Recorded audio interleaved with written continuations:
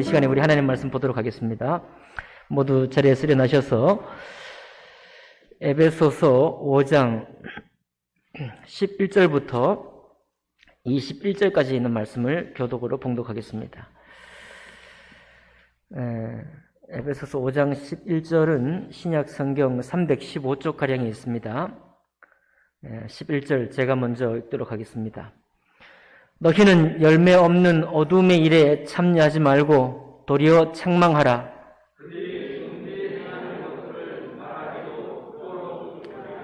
그러나 책망을 받는 모든 것은 빛으로 말미암아 드러나나니 드러나는 것마다 빛이니라.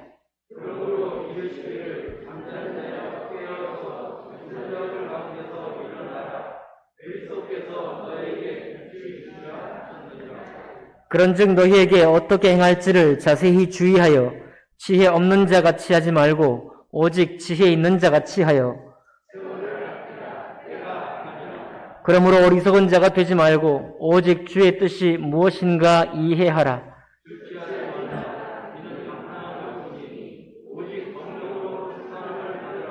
시와 찬송과 신령한 노래들로 서로 화답하며 너희의 마음으로 주께 노래하며 찬송하며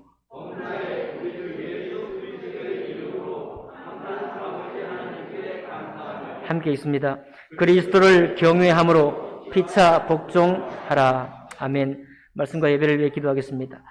살아계신 하나님 아버지, 오늘 이 시간도 영원한 생명으로 저희들을 축복하시고 또 생명의 말씀으로 우리의 마땅히 되어야 할 일을 권면해 주시니 감사드립니다.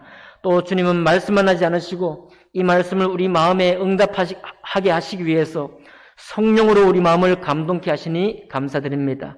아버지 하나님, 거룩한 하나님 아버지의 자녀된 자로서 마땅히 기쁨과 즐거움 가운데서 주님을 따라갈 수 있는, 말씀을 순종할 수 있는 저희들 모두가 될 수 있도록 축복해 주시옵소서.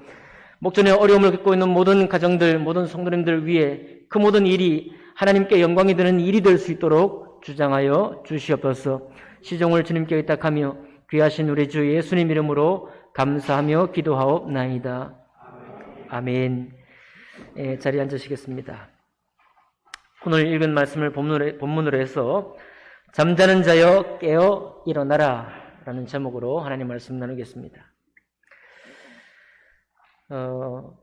사람이 달라지고 바뀌는 것을 표현할 때 우리는 두 가지 말로 표현할 수 있습니다. 하나는 변신, 하나는 변화입니다.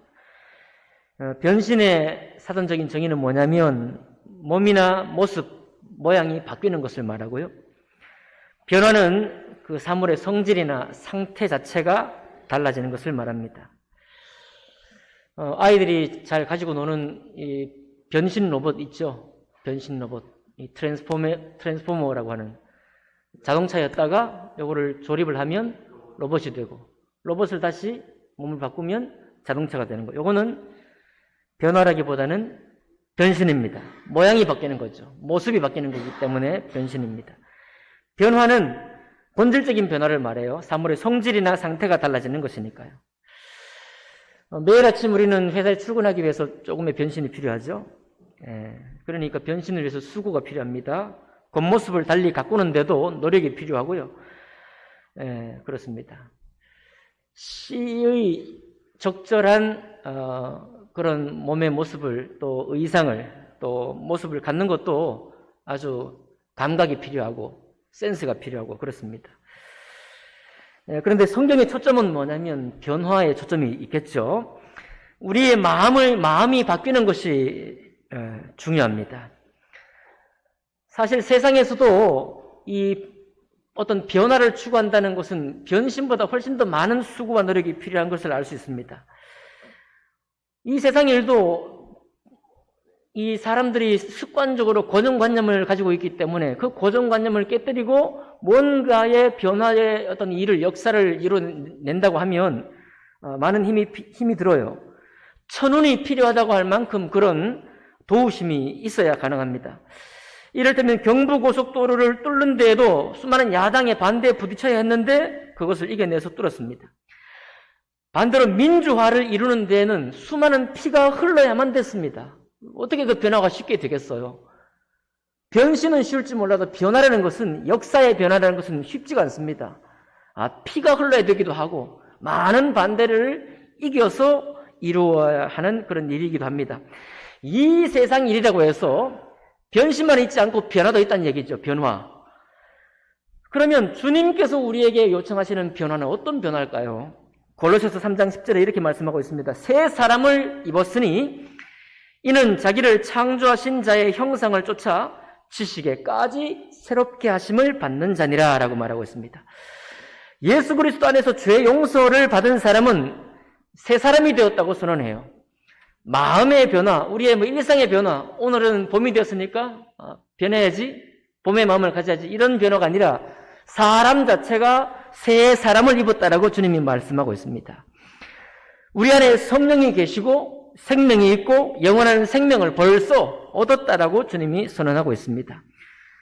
물론 육체는 똑같죠. 육체는 성정이 이 본질상 진노의 자녀라는 것은 변화가 없습니다. 그러나 우리의 마음과 영은 거듭나서 새 사람이 되었어요. 사람이 새 사람으로 달라졌기 때문에 새롭게 사는 것이 마땅하다고 성경은 언제나 말씀하고 있습니다. 어떤 대가가 지불되었기에 우리가 새 사람이 되었을까요? 어떤 대가가, 어떤 수고로운 일이 그 대가를 지불했기 때문에 우리가 새 사람이 되었을까요? 하나님의 아들 그리스도께서 죄의 값을 지고 십자가의 저주를 다 대신 받으시고 영혼의 모든 수고로 우리를 가르치고 영혼의 모든 수고를 다해서 그 몸과 또 생명의 고통, 목숨의 고통까지 드린 후에, 제물로 드린 후에 우리의 것이 되었습니다. 그러니까 우리의 수고가 먼저 있었던 것이 아니라 하나님의 아들 독생자의 수고, 그 수고를 통해서 우리는 그 수고를 믿는 믿음으로 말미암아서 우리에게 새 사람이 되는 것과 영원한 생명을 받게 되고 성령이 우리 안에 계시게 되고 새 생명으로 살게 된 것입니다. 그런 우리에게 주님께서 항상 이 말씀으로 우리를 인도하시는 거예요. 이 말씀은 어떤 말씀입니까? 생명의 말씀이에요. 영생하는 말씀입니다. 첫 번째로 오늘 읽은 말씀이 뭐라고 하고 있나요? 11절에 보니까 너희는 열매 없는 어둠의 일에 참여하지 말고 도리어 책망하라. 자, 이제 이전에 우리의 모습은 열매 없는 어둠의 일, 이 세상 일에도 긍정적인 일이 많이 있지만 대개 하나님 없이 하는 일, 하나님의 영광이 되지 않는 모든 일들은 어둠의 일입니다. 열매 없는 어둠의 일에 참여하지 말라라고 주님이 말씀하고 있습니다. 부연 설명하기를 열매 없는 어둠의 일이 뭐냐? 12절 보니까 그들이 은밀히 행하는 것들은 말하기도 부끄러운 것들이라. 이 열매 없는 어둠의 일은 특별히 여기서는 세상의 일에 관한 전반적인 일도 말하지만 특정해서 말하고 있습니다. 우리 5장 4절에도 말하고 있고 3절에도 말하고 있죠. 음행이나 온갖 더러운 일이나 탐욕, 그리고 누추한 말, 어리석은 말, 그리고 희롱하는 말, 이 모든 것들이 다 열매 없는 어둠의 일입니다. 다 자기 욕심을 따라 하는 일들이죠. 욕심을 따라 하는 말들입니다. 이 모든 말들은 말하기도 부끄러운 일이니 이런 일에 있지 말고 우리는 빛 가운데로 나오고 빛의 일을 하라. 주님께서 그렇게 말씀하고 있습니다. 그러면서 13절에 그러면 우리가 어떻게 빛의 일을 할 수 있느냐? 어떻게 우리가 어둠 가운데에서 떠날 수 있느냐 하면 13절 보니까 그러나 책망을 받는 모든 것은 빛으로 말미암아 드러나나니 드러나는 것마다 빛이니라 라고 말씀하고 있습니다. 자, 그러니까 우리가 어둠의 일을 하게 되면 그것을 누군가 하나님 말씀에 책망을 받아야 합니다. 책망을 받으면 마음속에 은밀히 행하고 있던 부지불식간에 내가 행하고 있던 그 일이 하나님 앞에 드러나게 되고 드러나게 되면 그것이 빛으로 바뀐다는 거예요. 왜 그렇습니까? 여러분, 교만한 신학자는 성경을 해석합니다. 그러나 겸손한 신학자는 성경을 통해서 자기를 해석한다고 해요. 성경은 또 얼굴이라고 말합니다. 거울이라고 말해요. 왜 거울인가요? 우리가 성경의 말씀을 내가 요리하거나 내가 판단하고 내가 재단해서 내가 이해하는 게 아니라 이 성경이 내 마음속을 비추어줘요. 나를 해석해서 나로 하여금 어떻게 사는 삶이야말로 어떻게 하는 생각이야말로 하나님께 영광이 되고 나에게도 열매 없는 어둠의 일이 되지 않고 빛의 일이 되는지를 밝히 보여주기 때문에 그래요. 그러니까 성경을 본다는 것은 축복입니다. 성도가 성경을 연다는 건 놀라운 축복이에요. 저 같은 경우는 여러분에게 일주일에 2번 말씀을 전합니다. 말씀을 전하기 위해 준비해요. 그렇죠? 저는 가끔 그렇게 고백합니다. 주님, 저를 목사로 불러주셔서 감사합니다. 왜냐면 말씀을 자꾸 보게 되니까요. 그죠? 여러분들은 어떻게 빛 되신 이 말씀을 나도 모르게 행했던 은밀한 일을 성도들 앞에 공개적으로 드러내는 것이 아니죠. 하나님은 말씀 들을 때 우리의 귀를 통해서 우리 마음속에 깨닫게 하십니다. 다른 사람 몰라요. 다른 사람 모르는 가운데 나에게 그 말씀을 비추어줍니다. 비추어주면서 하시는 일이 뭡니까? 그게 부끄러운 일이라는 것을 비추어주면서 동시에 그게 비추어지는과 동시에 내 마음의 변화가 일어나요. 내 마음이 그 이전의 일을 싫어하는 마음을 나에게 주셔서 빛 가운데 나를 인도하시는 것입니다. 이게 사실은 하나님 말씀이 우리를 비추게 가는데 원래는 우리도 좀 강단이 있고 마음에 좀 용기를 가져서 우리 자녀를 양육할 때도 이렇게 양육하라는 거예요. 책망할 때 책망하고 꾸짖을 때 꾸짖어서 깜짝 놀라게 하는 거예요. 깜짝 놀라서 내가 이렇게 하면 부모님이 싫어하는구나. 옳지 못한 일이구나. 라는 것을 깨닫게 해서 비록 꾸지람을 들을 때는 아이라도 기분이 나쁠 거예요. 좋을 리가 없죠. 눈이 크게 떠 있다가 꾸지람 받을 때는 눈이 얇아집니다. 싫어가지고, 부모님 미워가지고, 얇아지고, 막 이렇게. 부모님 눈도 못 쳐다보지만은 그런 일이 있고라야 그 마음에 심겨져서 나중에 그 일을 반복하지 않는다라고 얘기하는 것이죠. 꾸지람을 듣는 것이 늘 꾸지람 듣는 일은 문제지만 꾸지람을 듣게 되면 그것이 우리 마음 심령에 박힙니다. 저 종종 말씀을 드렸지만은 제 대학 시절에 제 친구가 제 뺨을 주먹으로 한번 때린 적이 있습니다. 제가 이제 어떤 일을 이끌어 가야 되는데 사람들에게 너무 연연되어 있으니까 그렇게 하면 어떻게 일을 하겠냐고 말이죠. 그래가지고 사석에서 뺨을 주먹으로 탁 때리더라고요. 나쁜 친구죠? 나쁜 친구. 근데 그 주먹으로 때린 그 일이 지금까지도 제 마음에 남아있어요. 얼마나 고마운지 모릅니다. 얼마나 고마운지 몰라요. 책망을 받는 모든 것은 빛으로 말미암아 드러나느니 드러나는 것마다 빛이니라. 그래서 여러분, 저는 말씀을 준비해서 말씀을 전하기 때문에 말씀을 자주 봅니다만은 여러분 어떻습니까? 주어진 예배를 계속해서 드리는 것이 우리 마음속에 하나님 말씀이 비추는 그런 기회가 되는 것입니다. 내가 주님 앞에 주님이 나를 새롭게 하는 일에 나 자신을 드리는 거예요. 아멘입니까? 예배가 그렇게 소중한 거예요. 예배가. 여러분께서 신앙이 점점 더 우리 마음에 뿌리 내려가지고 예배 아니고라도 말씀을 보는 사람들, 예배 아니고라도 집에서 말씀을 이렇게 들춰보고 그 말씀으로 교훈받고자 하는 사람들 너무 귀한 분들입니다. 그러나 때로 생활에 바쁘고 때로 이 코로나 같은 이런 일들이 생기게 되면 우리의 루틴이 생활의 습관이 다 깨져 버려요. 이 깨진 습관이 회복되는 게 그냥 회복되지 않습니다. 수고가 필요한 습관은 더 쉽게 깨집니다. 그럴 때 무엇으로 우리가 회복할 수 있겠어요? 예배를 통해서 먼저 회복할 수 있는 것입니다. 그래서 예배가 중요한 거예요. 예배 가운데서 우리는 무엇을 듣나요? 목사의 설교의 말씀을 듣지만 설교의 말씀의 본문이 어디 있습니까? 하나님 말씀이에요. 그 하나님 말씀을 통해서 은밀하게 나에게 교훈하시고 은밀하게 내게서 말씀하셔서 나의 어두운 일을 깨끗이 씻으시는 주님께로부터 교훈을 받고 내가 새 사람 되게 하신 그리스도의 은혜를 받아서 새 사람이 당연히 살아야 할 그런 길로 돌이키시고 회복하게 하시는 것입니다. 얼마나 좋아요. 우리 속에 내가 똑같이 주어진 24시간을 살아가지만 똑같은 시간을 살아가면서 어떤 사람은 어둠의 일에 자기가 어둠의 일인지도 모르고 살아가면서 내가 잘 산다고 생각하는데 어떤 사람은 와서 똑같은 일을 하면서도 나와서 주님이 비춰주시는 말씀을 통해서 새롭게 되고 또 바꾸어가고 교훈받는 그런 삶을 사는 거예요. 그 성도의 삶이 얼마나 귀합니까? 그러면서 14절에 이렇게 말합니다. 그러므로 이르시기를 잠자는 자여 깨어서 죽은 자들 가운데서 일어나라. 그리스도께서 너에게 비추이시리라 하셨느니라. 이 말씀은 어둠의 일, 열매 없는 어둠의 일을 하는 사람들은 잠자고 있다는 겁니다. 누가 잠자는 사람들이에요? 성도를 말하고 있습니다. 성도. 성도라 일컬음 받는 에베소 교회에 다니는 사람들인데, 이 사람들이 만약 어둠의 일을 하면서도 내가 깨우치지 못하고 한다면 이 사람이 어떤 사람이냐면 잠자는 자라는 거예요. 잠자는 성도들아, 깨어서 죽은 자들 가운데서 일어나라. 성도는 새 사람으로 새 생명을 입고 사는 사람들인데, 열매 없는 어둠의 일에 참여하게 되면 잠자는 자입니다. 잠자는 자란 말은 비유의 말인데, 다시 정확히 말하기를 잠자는 사람이란 뭐냐면 죽은 사람이에요. 뭐가 죽었다는 겁니까? 하나님 말씀을 듣고 그 말씀을 따라 사는 데는 죽어버리고, 세상의 요구와 세상 말을 따라 사는 데는 살아있는 거예요. 이 사람이 바로 죽었다는 겁니다.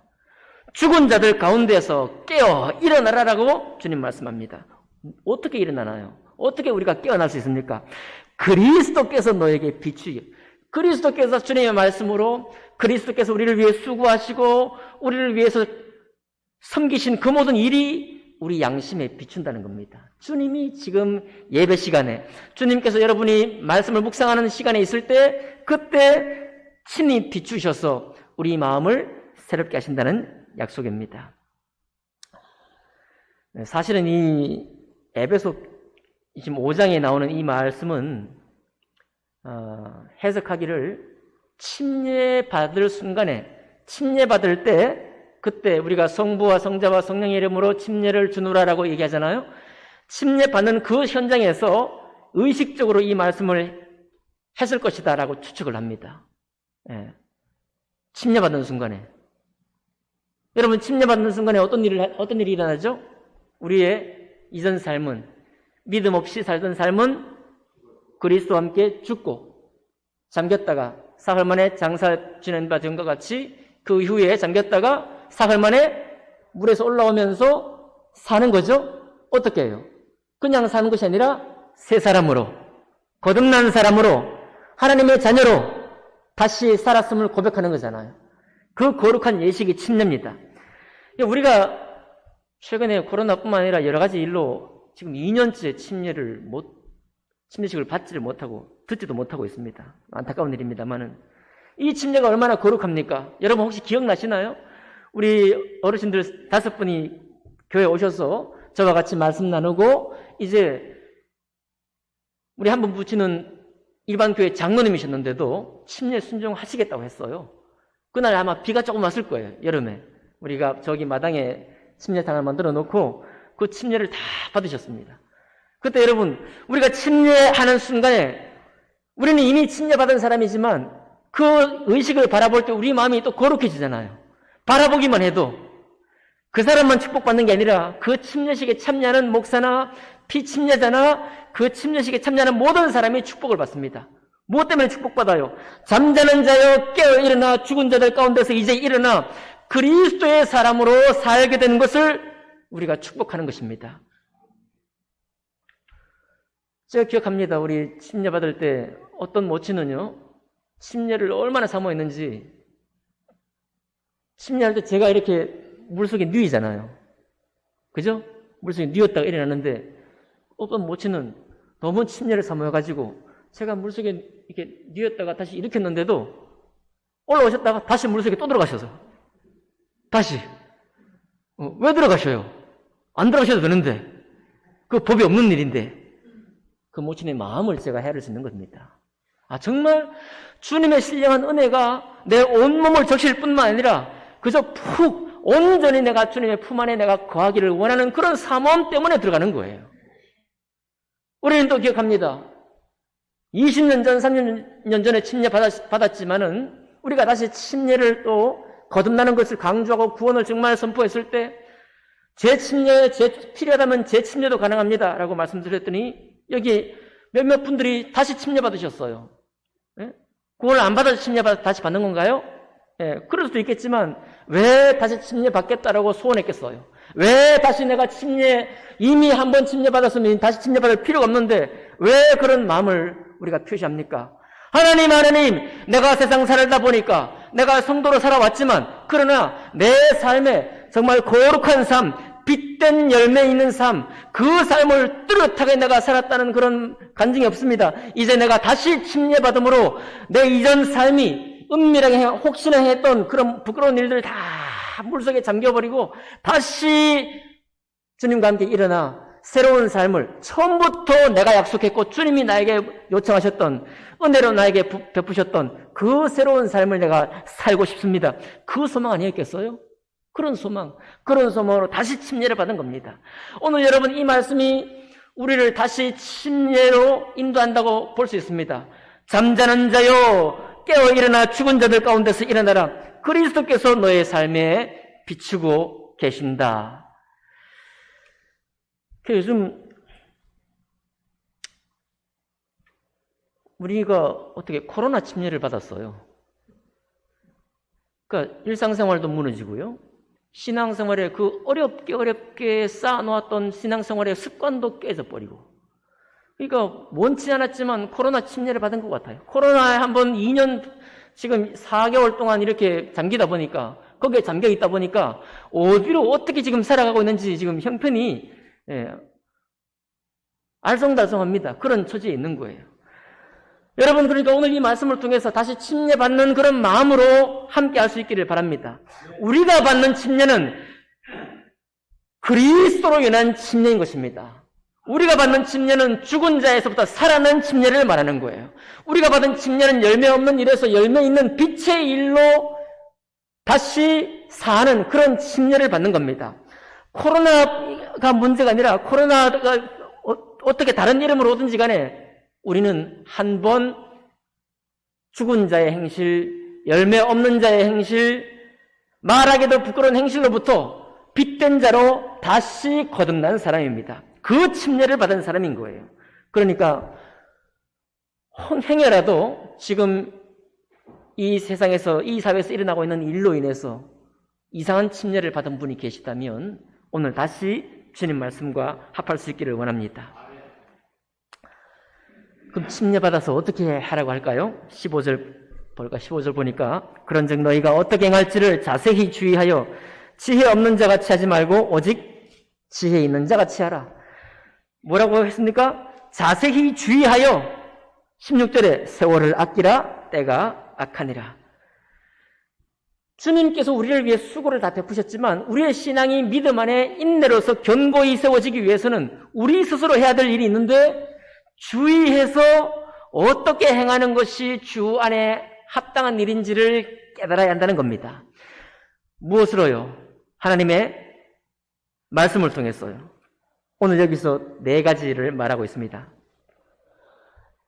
자, 세월을 아끼라 때가 악하니라 17절. 그러므로 어리석은 자가 되지 말고 오직 주의 뜻이 무엇인가 이해하라. 주님의 뜻이 무엇인지를 우리가 깨닫고 이해를 하는 수고가 필요합니다. 그렇게 하고 계시죠? 그렇게 하기를 원하시죠? 첫 번째, 술 취하지 말라요. 이는 방탕한 것이니 만약 취하고자 하거든 무엇에 취하라? 성령의 충만, 성령으로 취하라. 왜냐하면 술 취하는 것 친구들하고 좋은 이야기를 하고 긴장된 삶에 이완이 되게 하고 내 속에 자연스럽게 말하지 못했던 거 쉽게 얘기할 수 있으니까 교제가 되는 그런 기쁨도 있어요. 제가 몰라서 안 하는 게 아닙니다. 술 취하지 말라. 그러나 주님께서 새로운 삶으로 인도하실 때 우리를 성령에 취하는 삶으로 인도하셨습니다. 하나님의 말씀 안에 생명을, 주의 말씀을 지키는 자의 삶의 그런 기쁨, 내가 주님을 닮아가고 있다는 그 기쁨을 누리는 삶을 살기를 원하는 것입니다. 살아가다 보면요,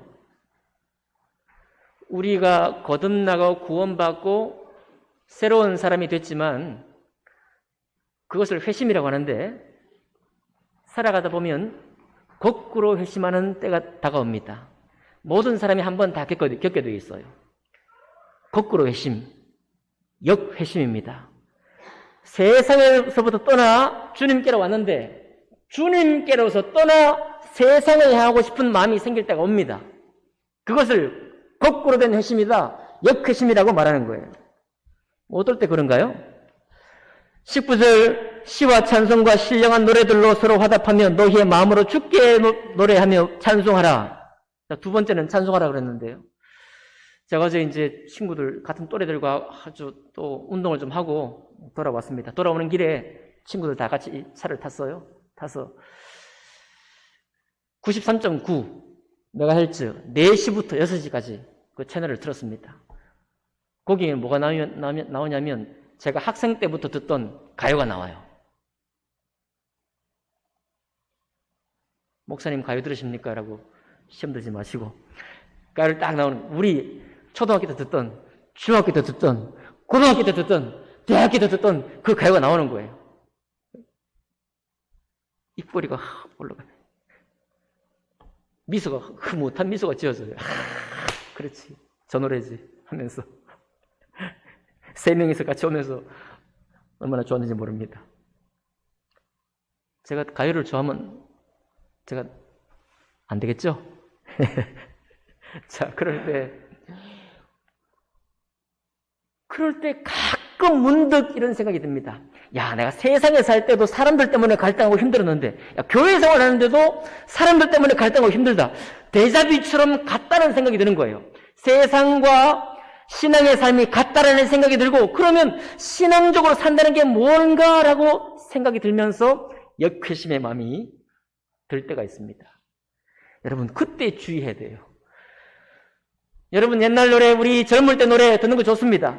그런데 그 마음을 주님께로 옮겨오는 찬양의 18번이 있습니까, 혹시? 그런 게 있어야 되는 거예요. 젊을 때는 그냥 들어왔던 노래가 찬양 가운데 정말 나를 거룩하게 만들고 정말 너무 주님 감사합니다 라고 했던 그런 찬양이 여러분에게 하나 있습니까? 그런 찬양이 우리를 주님께로 다시 안내하는 거예요. 한번 틀어주시겠어요? 제가 정말 좋아하는 찬양입니다. 이 몸의 소망, 네, 틀었어요. 이 몸의 소망 무언가라는 찬양인데 좀 영어 찬양이 나올 겁니다. 왜냐면 볼륨 좀 올려주세요.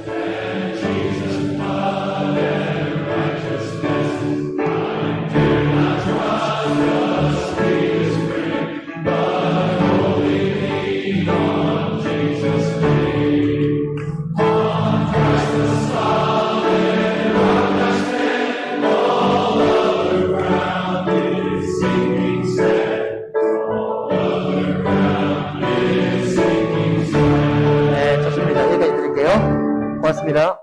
예. 저게 이 몸의 소망 무언가라는 찬양이에요. 근데 이 몸의 소망 무언가는 우리가 어르신들이 항상 자주 부르던 곡조와 그런 리듬이 있는데, 그거를 부르면은 좀 마음에 좀 그래요. 박자가 좀 다르죠? 저게 이 몸의 소망 무언가 맞나 생각할 정도로 박자가 다르요. 원래 원어 제목은 뭐냐면 My hope is built in nothing less. 내 소망은 다른 아무것들로부터 세워지지 않는다.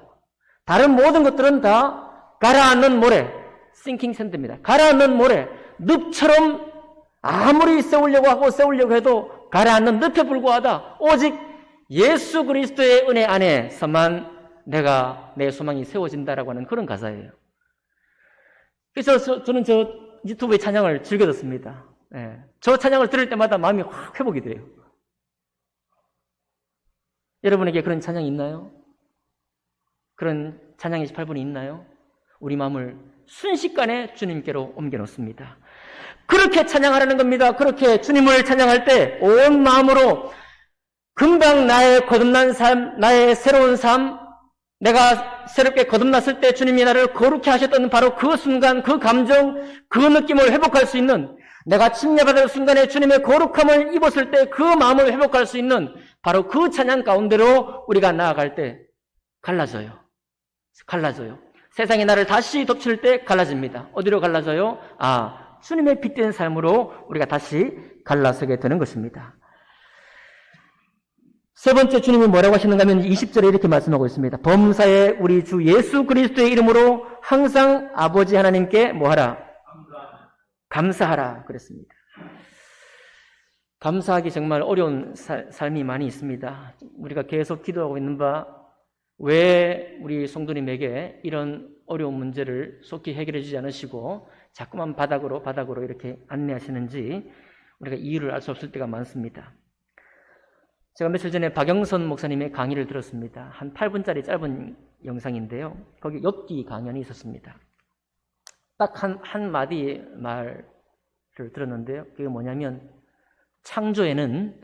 하나님의 창조에는 이유가 없다라는 말이었습니다. 우리가 보통 진화론자들이 많이 얘기합니다. 제가 왜 저렇게 생겼느냐 하면 이런 환경에 적응해서 살아남기 위해서 저렇게 됐다 라고 설명하잖아요. 이유를 배가지고 저렇게 되었을 것이다 라고 설명하잖아요. 근데 그 설명 한참 듣다 보면 되게 우스꽝스럽습니다. 왜냐하면 그런 똑같은 설명으로 이게 설명이 안 돼요. 이유를 어떻게 제시해도 이유를 다 제시할 수가 없습니다. 그런데 이 말이 저에게 아주 큰 위로가 됐습니다. 그렇구나. 하나님의 창조에는 이유가 없구나. 하나님은 왜 저를 저렇게 만들었는지, 왜 저 나무를 저렇게 만드는지 이유가 없구나. 오직 유일한 이유가 있다면 그건 바로 하나님의 영광의 이유입니다. 모든 만물을 통해서 하나님의 영광을 돌리기 위해, 하나님께 영광이 되기 위한 바로 이유. 그게 바로 유일한 이유이기 때문에 모든 창조에는 이유가 없다는 것이죠. 똑같습니다. 여러분, 하나님이 어떤 일을 정하셔요. 나에게 좀 유익하고 좋게 정할 수도 있습니다. 내 기도한 대로 응답되기를 그렇게 정할 수도 있어요. 또 그렇게 우리가 응답받기도 합니다. 그러나 때로는 우리의 기도를 아주 깡그리 무시하는 것처럼 기도에 응답하지도 않으시고 도리어 거꾸로 내가 원치 않는 곳으로 자꾸만 데려갈 수 있습니다. 그게 뭡니까? 하나님이 결정하시는 거예요. 하나님이 결정하시는 것입니다. 그런데요, 창조에만 이유가 없는 것이 아니라 하나님의 결정하심에 대해서도 이유가 없을 때가 있습니다. 이유가 없어요. 하나님이 왜 그렇게 정했는지 우리는 이유를 알 수 없습니다. 어떻게 기도하고 어떤 말씀으로 들이대도 그 이유를 알 수 없을 때가 있어요. 오직 마찬가지입니다. 이유가 있다면 무엇이 이유겠어요? 그 일로 인하여 하나님께 영광이 되는 것이 유일한 이유입니다. 아멘인가요? 그것이 나에게 정말 싫어거림이 되는 일이든지 아예 소망을 품을 수 없는 일이든지 상관없이 어떤 일이든지 그 일로 말미암아 하나님께 영광이 되는 것이 하나님의 정하신 일입니다. 그러니 여러분, 창조에도 이유가 없고 오직 이유가 있다면 하나님께 영광이 되는 것이고, 우리의 인생 살아가는 가운데서도 내 원치 않은 일이 계속될지라도 그 모든 일에 이유가 있다면, 유일한 이유가 있다면 그것은 내 죄나 부모의 죄나 다른 죄 때문이 아니라 하나님께 영광이 되게 하는 이유, 바로 그것만이 있습니다. 그러니 우리가 뭐 할 수 있어요? 내가 감사할 수 없을 일이 생길 때 뭐 할 수 있습니까? 감사할 수 있는 거예요. 무엇 때문에? 이 일로 하나님이 영광을 받으실 것이기 때문에. 아멘 합시다. 내 주변에 있는 성도의 일로 주님께 영광이 되게 하실 것이기 때문에 반드시 주님은 허투루 일을 정하지 않으시고 나를 주님 마음의 본성상 본심으로 나를 괴롭게 하기 위해서 이 일을 베푸신 것이 아니니 오직 이 모든 일로 주님께 영광이 될 뿐만 아니라, 사실은 여러분, 하나님께 영광이 된다는 말이 무슨 말입니까? 나에게도 영광이 된다는 말이에요. 나에게도. 그렇기 때문에 예수 이름으로 아버지 하나님께 감사하라고 사도 바울은 강력하게 요청하고 있는 것입니다. 감사하라. 여러분, 감사하고 계신가요? 감사합시다. 해석되지 않고 까닭을 알 수 없는 일이 나에게 덮친다 할지라도 감사하는 것입니다. 이유가 뭐라고요? 하나님의 영광이요. 하나님께 영광이 되는 일이 되게 하실 것이기 때문에, 또한 그 일은 뭐라고요? 나에게도 영광이 되는 일이기 때문에 그렇습니다. 그래서 우리는 감사할 수 있습니다. 마지막 21절에 뭐라고 하고 있습니까? 그리스도를 경외함으로 피차 복종하라. 그리스도를 경외함으로 피차 복종하라고 그랬어요. 복종 못할 사람들에게 말하는 겁니다. 복종하고 싶지 않은 사람에게 말하고 있는 거예요. 그런데 이유를 뭐라고 달았어요? 그리스도를 경외함으로. 주님께서 우리 마음의 어두운 데를 비춘다고 말씀했습니까? 하나님의 말씀이 우리의 마음속 은밀한 일을 책망하고 드러내는 순간 우리 마음을 빛되게 하신다고 말씀했나요? 예, 그렇습니다. 내가 그를 바꿀 수 있는 것이 아니고 그도 나를 바꿀 수 있는 것이 아닙니다. 누구든지 서로를 바꾸거나 서로를 변화시킬 수가 없습니다. 변신시킬 수는 있을지 모르겠지만 우리 중에 어떤 사람도 상대방을 변화시킬 수 없습니다. 누가 변화시킬 수 있나요?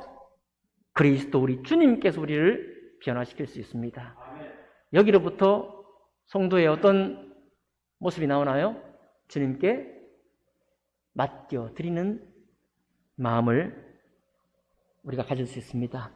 그리스도를 경외함으로 피차 뭐하라? 복종하라. 그러니 다툼이 되고 싸움이 되고 분노의 말이 나오고 그리고 질투의 마음이 나오고 그럴 때 어떻게 하라는 겁니까? 내가 막 독한 말을 해가지고 독하게 말을 해서 그 사람을 바꾸려고 또 내가 이겨먹으려고 하기보다는 어떻게 하라는 겁니까? 그리스도께 그 일을 맡겨드리고 우리 할 일은 서로를 겸손히 생각하고 복종하려고 하는 그 일이 우리가 할 일이다. 주님 그렇게 말씀하고 있습니다. 여러분 거듭나셨나요? 주님 앞에 사는 것이 기쁘고 감사한 일인가요? 그런 우리를 오늘 새롭게 주님이 일깨우기 원하셨습니다. 코로나 침례를 받아서 우리 마음의 신앙의 습관, 삶의 습관이 흐트러져 있다면 다시 잠자는 데에서부터 죽은 자들처럼 똑같이 말씀에 반응하지 못하는 삶에서부터 말씀에 반응하는 삶으로 다시 올라오시기를 바랍니다. 바로 그 자리에서 주님과 만나는 기쁨, 또 주님께서 우리 속을 비추셔서 나를 새롭게 하는 그 기쁨, 거룩해 되는 기쁨을 함께 맛보게 될 것입니다. 기도하겠습니다.